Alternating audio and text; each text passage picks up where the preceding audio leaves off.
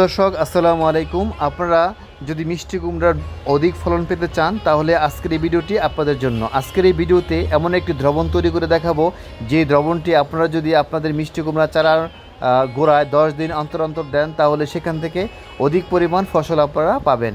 প্রিয় দর্শক মণ্ডলী, চলুন চলে যাই মূল ভিডিওতে, যেখানে আপনাদের এই দ্রবণটি তৈরি করে দেখাবো। আপনারা প্রথমেই সরিষার খোল নেবেন, 5 থেকে 6 পিস সরিষার খোল আপনারা নেবেন। সরিষার খোল আপনারা বাজার থেকে কিনে আনতে পারেন বা আপনার পাশের মুদির দোকান থেকে আপনারা সংগ্রহ করতে পারেন। মুদির দোকান থেকে সরিষার খোল সংগ্রহ করার পর 5 থেকে 6 পিস আপনারা একটি পাত্রের মধ্যে পানি নেবেন। পানি পরিমাণ হচ্ছে 1/2 লিটার, অর্থাৎ 1/2 লিটার পরিমাণ পানি একটি পাত্রের মধ্যে নেবেন। নেওয়ার পর আপনারা যে সরিষার যে খোলটা, সেই 5-6 পিস সরিষার খোল আপনারা এই পানিতে ভিজিয়ে রাখবেন। মিনিমাম 3 দিন আপনাদেরকে ভিজিয়ে রাখতে হবে। 3 দিন ভিজিয়ে রাখবেন, একটা পাত্র দিয়ে ঢেকে রাখবেন যাতে করে খোলগুলো ভালো করে পচে যায়। 3 দিন পর আপনাদের সামনে চলে আসলাম। আপনারা দেখতে পাচ্ছেন যে খোলগুলো কিন্তু ভালো করে ভিজিয়ে গেছে, অর্থাৎ পানির কালারটা কিন্তু অন্যরকম হয়ে গেছে। আপনারা এই খোলটাকে ভালো করে একটা লাঠি দিয়ে ভালো করে আপনারা একসাথে নাড়া দিয়ে দিবেন। নাড়া দিলে ভালো করে মিক্স করে নেবেন। এভাবে মিক্স করার পর আপনারা দেখবেন যে এর মধ্যে একটি ফেনা আসছে, ফেনা তৈরি হয়ে গেছে। এখন আপনারা একটু ডিউপি সার, অর্থাৎ 1 চামচের 4 ভাগের 1 ভাগ ডিউপি সার দিবেন। এটা হচ্ছে 1/2 লিটারের জন্য। আপনাদের রেশিওটা মনে রাখতে হবে, 1/2 লিটার পানির জন্য 4 ভাগের 1 ভাগ ডিউপি সার এবং 4 ভাগের 1 ভাগের চেয়ে একটু কম পটাশ সার। আমি আবার আপনাদেরকে বলছি, 4 ভাগের 1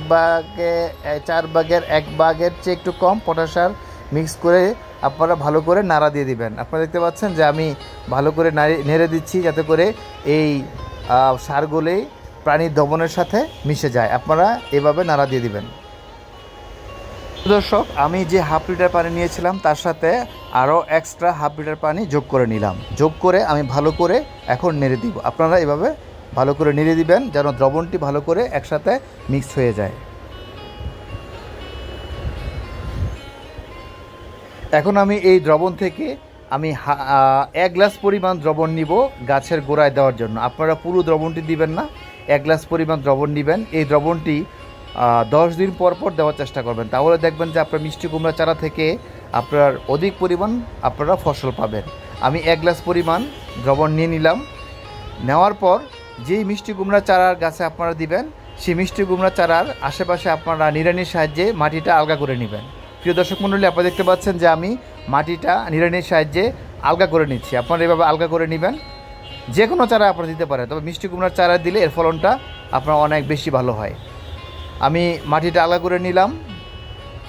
এখন আমি সেই দ্রবণটা এই মিষ্টি কুমড়ার যে গোড়ায় যে মাটি আলগা করেছিলাম সেখানে আমি এখন দিয়ে দিব। প্রিয় দর্শক মণ্ডলী, আপনারা দেখতে পাচ্ছেন যে আমি এই দ্রবণটা দিয়ে দিচ্ছি। আপনারা বিকেলবেলা দেওয়ার চেষ্টা করবেন, তাহলে এর কার্যকারিতা অনেক বেড়ে যাবে।